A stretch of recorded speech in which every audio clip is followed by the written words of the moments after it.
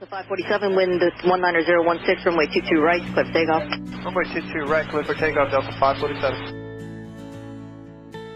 Taxi via Air traffic controllers protect our nation's airways. These are the stories of real air traffic controllers to boldly deliver a safe, orderly, and expeditious flow of air traffic from their departure point to their final destination. Wind 19016, runway 22 right, clear for takeoff. Runway 22 right, clear for takeoff, Delta 547. Yeah, it takes a special kind of person, I think, to be air traffic controller.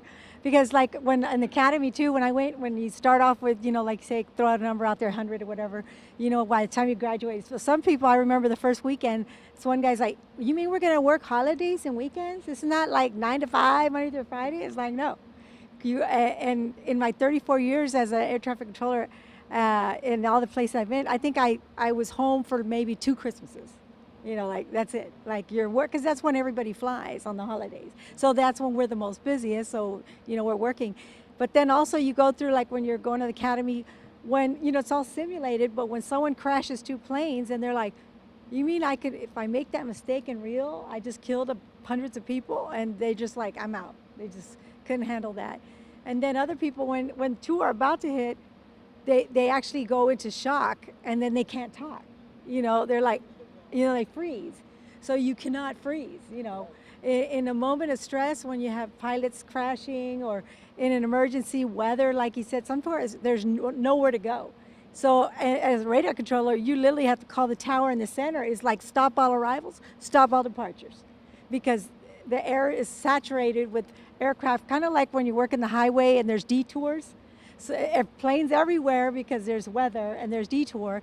And you just have to, maneuver everyone wherever you can and to make it safe. And then you could say, so people don't understand when they're like, it's an air traffic delay, they'll try to say it's a delay for safety. Not everybody can go into this cloud. So then, you have to go around and it's severe. You got wind shear, you got lightning strikes. In the middle of a rush, you'll have an emergency. Whether it's a person dying on the flight or the pilot itself, everything that you have to just snap and keep going. You work in an emergency aircraft that's crashed, but you still have all the other aircraft on your frequency.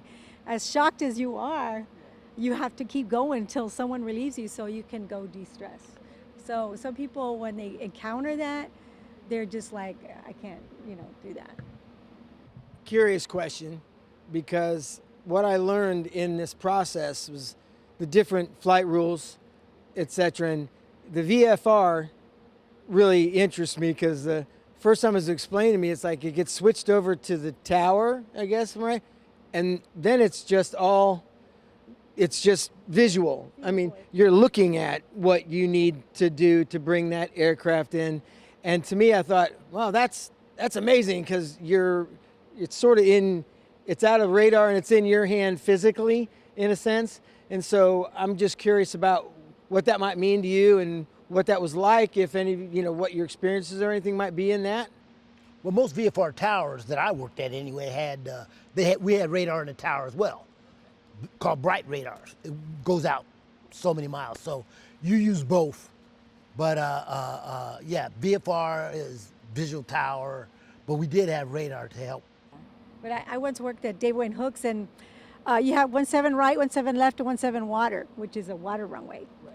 So we'd have pilots doing a little circle for the water runway, helicopters doing, onto the ground.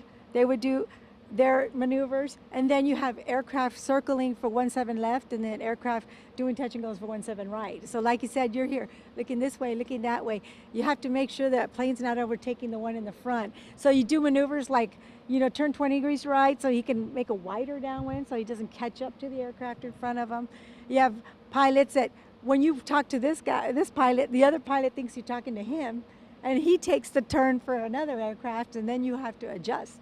Yeah. I was like, no, not you, it was this one, but it happened. So now you got to quickly think of an adjustment, yeah. Turn gear up, gear down, all that stuff. Yeah. I mean, I'm just thinking like what that must be like to. Yeah, it is. To me, that's a very fascinating part of it. The physical, like I said, physical, visual part of that. You're right. So. Yeah. It's kind of hard to believe, but I'm older than these guys. And I came through, I know, hard to believe. Yeah. And I came through the academy in 70. Good news was it was 1970, not 1870.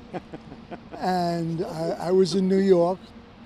And in Oklahoma City, it's very prone to tornadoes in the springtime. And if tornadoes were touching down, they would take all the classes and we'd have to go down in the tunnels. And we were a New York class, and we had an instructor from Denver and one from Albuquerque. And this was a class of New Yorkers, and we were driving them nuts. And now tornadoes are touching down, so we go down in the tunnel. And, you know, we're joking around, we're talking, we're waiting to get the all clear. And there was another class there from Salt Lake, and one class there from Albuquerque. And all of a sudden, these guys just started walking out. They said, they're not going to be stuck in a tunnel with these guys from New York. They got to get away from us, and started going out. All right, 10 years later, I come back as an instructor after working in New York. And as I set up my class and my list of instructors, I had one of my assistant instructors was my lead when I came through in 1970. And as I made up my list for the grading labs and stuff, I told my other instructors, there'll be times when it may seem like this guy's getting favoritism, and he is, because I owe him. And he helped me get through back in 70, and here it was years later. I wish I could find him now. Maybe he'll see this video sometime. His name was Joe Rabb from Denver. And it was quite the experience. Talking about instructors helping you out, I ran a problem. It was a graded problem. So you walk in with the pink strips. Were they pink or red? Pink. They're pink. You walk in with pink strips. And I did the one thing you should never do on a graded problem. I put a guy on an arc. An arc is you have distance measuring equipment, and you make them stay at 12 miles in a circle, and then go in 12 miles this, and then you go, so he stays at 12 miles. It's cardinal rule, don't put them on an arc in a graded problem. If you want to play with it in a practice problem, that's fine, but I didn't see, obviously I didn't see any other way out, so I put a guy on an arc. And after it was over, we had this one instructor, when you're done with a strip, an airplane, they're on a strip of paper and on a little holder on a board. You pull it down and he yells, "Put your dead wood back." So I put it all back, and he's looking at it and he's looking at it, and he goes, "Dick's your lead, right?" I go, "Yeah." He goes, "Hold on a minute." So he runs out and gets my instructor. Dick walks in, I look up and I don't know what the hell's going on. And they put their heads together, and all of a sudden they go, "Okay." And we walked out the door. I said, "What was that?" And he goes, he didn't know if it was good. And he goes, "Tim, I don't even know if it was good, but you passed it." And I said, "Thanks, Dick, I appreciate it."